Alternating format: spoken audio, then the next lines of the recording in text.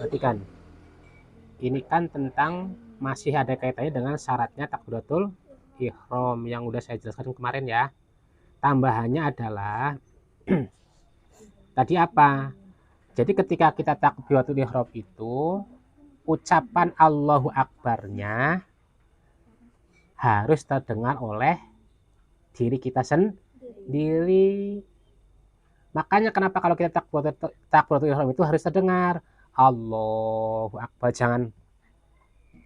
Nah itu nggak jadi. Maksud nggak?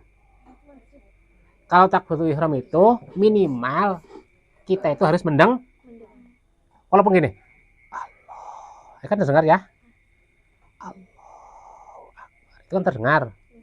Jangan diem aja, jangan. Nggak jadi.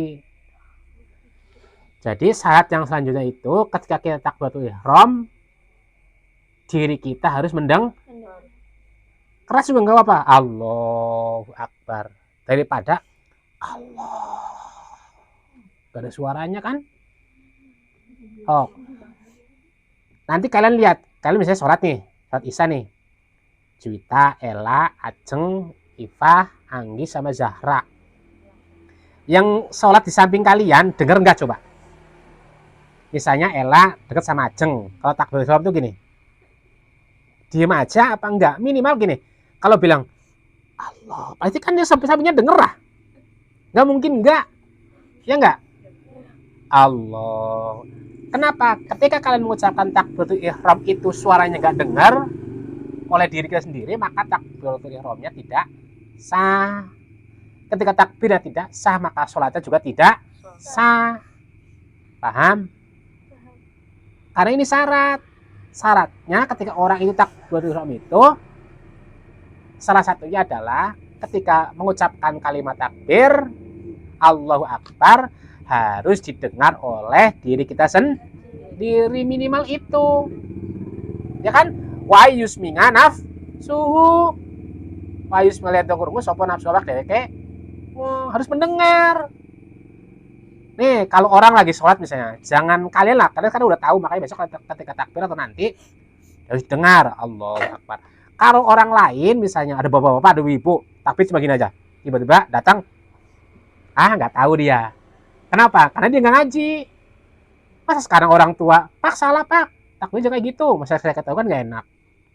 Masa kamu ngasih tahu orang tua, ngasih tahu bapak kamu, Pak takbir nggak boleh gitu. Harusnya kalau takbir didengar oleh diri sendiri. Karena itu syarat sahnya takbiratul ihram. Kalau takbirnya aja nggak sah, sholatnya juga tidak sah. Maksud? Ya? Ingat Jang. Coba nanti kamu, besok saya tanya nih. Kamu kalau sholat deket siapa biasanya? Deket Ella apa Juwita? Nah, kamu sok denger takbirnya dia nggak? Hah? Ella sih sok denger ini nggak? Kalau dia ngecapin Allah, aku denger nggak? Atau nggak ngucapin cuma aja tiba-tiba gini? Gitu aja? Hah? Nah, kalau kamu nih, Anggi sama Iva pasti jajaran sholatnya. Sok denger nggak takbiratul ihramnya ini, Anggi? Hah? Iva sih sok denger ini nggak? Dia bilang, kacau ini. Ya, kalau kemarin nggak denger nggak apa-apa. Sekarang udah tahu, makanya ketika takbiratul ihram itu harus terdengar. Nah, perhatikan lagi. Ketika kita takbiratul ihram itu hukumnya sunnah. Ya. Cuma mengangkat kedua tangan, mengucapkannya itu hukumnya wajib, ya, tapi mengangkat tangan itu hukumnya sunnah. Nah, mengangkat tangan pun kalian harus tahu. Jangan asal. Ya. Nggak bisa gini, aja kayak gini, ada ke atas, ada cuma kayak gini doang. Atau gini, nggak jadi. Kenapa harus dari depan ke belakang? Enggak, kau tahu itu gini. Enggak dari depan ke sana. Kalau enggak dari sini gini, Allah ya. Atau gimana?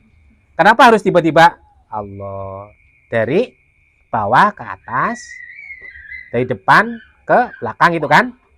Enggak dari belakang ke depan gitu.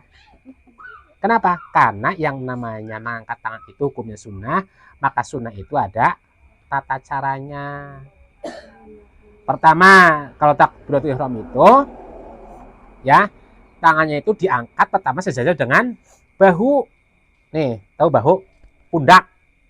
Kalau takbir kamu biasanya gimana kalau takbir? Kalau takbir biasanya gimana? Kalau ngangkat tangan, gimana biasanya? Kayak gini? Atau kayak gini? Itu gimana kalau ngangkat tangan? Hah? Nah, pertama gini, kasih tahu. Pertama yang kalian lakukan adalah ketika takbiratul ihram itu adalah ngangkat tangannya pertama sejajar dengan bahu. Allah. Sejajar dengan bahu. Yang kedua, sejajar dengan telinga. Jadi gini, dari bawah. Allah. Sejajar kan gini ya. Terus tangannya jangan tiba-tiba rapat gini. Dadak kayak gini. Enggak, biasa aja gitu. Angkat Allah. Yang tadinya biasa kayak gini, jangan dadak dijebrebeng gini. Atau liatin dulu gini. Dipasin dulu. Allah, jangan pasti dulu. Allah, jangan, biasa aja. Pertama sejajar dengan bahu, yang kedua sejajar dengan daun.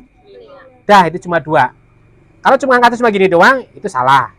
Atau terlalu gini, nggak jadi. Ya. Atau gini, Allah, kadang gini, tiba-tiba, gitu. Enggak.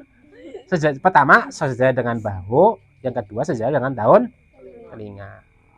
Kalau perempuan, biasanya kalau angkat itu sejajar dengan ini aja, dengan bahu, pundak ini. Tangannya sambil dirapatkan gini perempuan. Ya. Aja malah kayak gini, nah. Aja dijebrebeng, nah.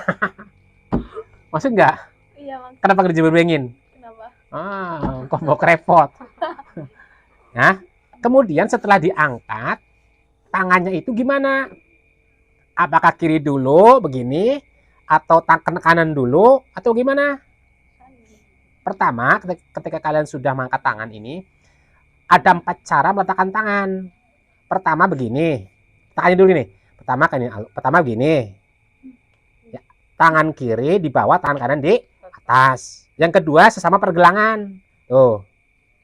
Tapi jangan ketika Allah dipasin dulu gini. Wah, jangan. Ya, jangan dadak diukur. Ini biasa aja gini. Allah. Pertama gini, 1, 2 nih, liatin. Yang ketiga sampai sini, tapi jangan sampai siku. Jangan kayak orang, ini kan namanya kayak orang sombong. Oh, kedinginan soalnya gini, jangan.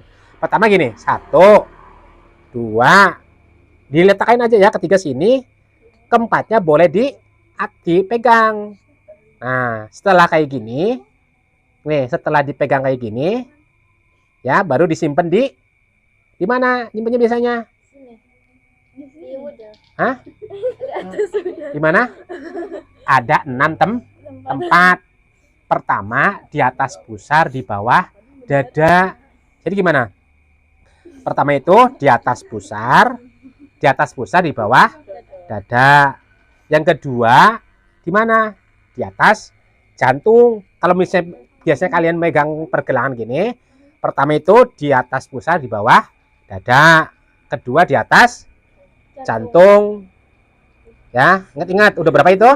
Udah Yang ketiga di bawah pusar. Yang ketiga di bawah pusar.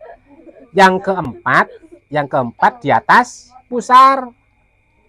Di atas pusar pas. Di bawah nih, kalau dihitung ya. Di bawah pertama di atas pusar, di bawah dada. 1. Kedua di atas jantung. Ketiga di atas pusar. Keempat di bawah pusar. Kelima tidak lurus. Tidak, namanya kalau sholat itu, kalau kalian lihat di daerah Maroko itu sekarang yang namanya daerah Maghrib itu, sholatnya itu tidak Allah. Jadi enggak. Biasanya itu di bawah pusar, kalau enggak ada yang lurus. Makanya kalau kalian lihat sholatnya di dalam itu banyak cara, dan itu semua itu sunnah. Semua itu pernah dilakukan oleh Rasulullah SAW. Makanya ketika kalian sholat jangan aneh ketika misalnya ada orang tiba-tiba kok Allah langsung gini. Biasa aja. Kan ada yang gini. Boleh. Ya. Jadi gimana tadi? Ketika takbiratul ihram itu posisinya pertama sejajar dengan bahu, yang kedua sejajar dengan daun. Terus meletakkan tangan kanan di atas tangan kiri. 1. Yang kedua sesama pergelangan. Ketiga maju dikit tapi jangan sampai siku. Kelima memegang pergelangan tangan kiri. Setelah semua ini selesai, letakkan di mana? Ada berapa tempat? Di atas. Ada 5. Pertama di atas pusar di bawah dada, kedua di atas jantung, ketiga di atas dada. Kan ada yang kayak gini nih biasanya nih.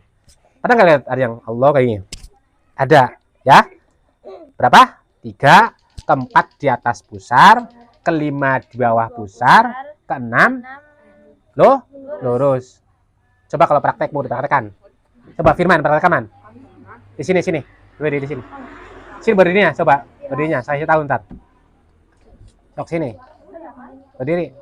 Cepetan. Sok menghadap sini. Geser lagi sini. Sok. Pertama takbirnya.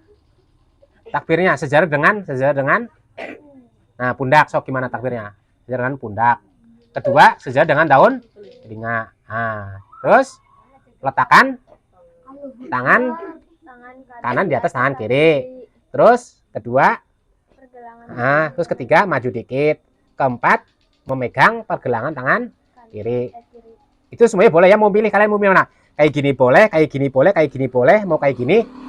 Terus secepatnya diletakkan di mana aja? Pertama, letakkannya gimana? Di atas pusar, di bawah dada. Ya. Pusarnya mana kamu pusarnya? Nah, sok. Di atas pusar, di bawah dada. Di atas pusar, di atasnya pusar. Kedua di atas dada. Di bawah ini di atas. Nah, ketiga di atas jantung sebelah kiri. Nah, keempat di atas pusar. Pusar nah di atas pas. Kelima di bawah pusar. Nggak apa-apa, sok praktekin. Nah, ya, tapi jangan dipegang. Biasa aja. Yang terakhir itu lurus.